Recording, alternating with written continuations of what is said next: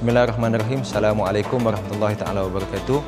Alhamdulillah, hari ini kita tim Ihsanku dengan jayanya, alhamdulillah kita berjaya melaksanakan dan menyempurnakan amanah program Iftar 1000 Anak Yatim Nusantara bersama Gaza.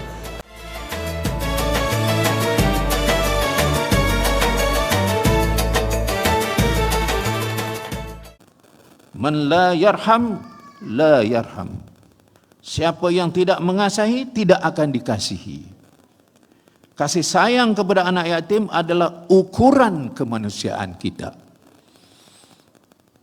Ya Allah, lindungilah anak-anak yatim di Gaza. Ya Allah, gantikan kesedihan mereka dengan kekuatan. Ya Allah, sembuhkanlah mereka. Ya Allah, jadikan kami insan yang menjaga amanah ini dengan ikhlas.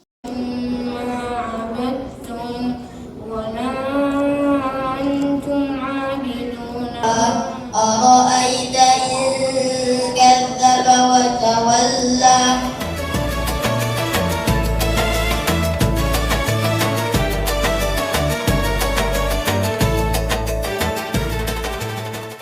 Dan kita mengucapkan jutaan terima kasih kepada Masjid Nusantara.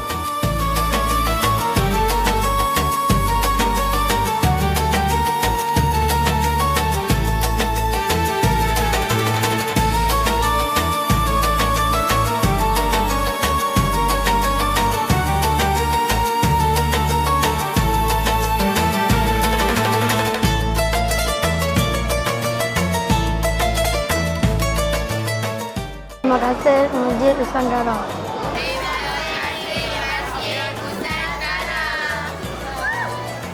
Terima kasih Masjid Nusantara. Terima kasih Masjid Nusantara.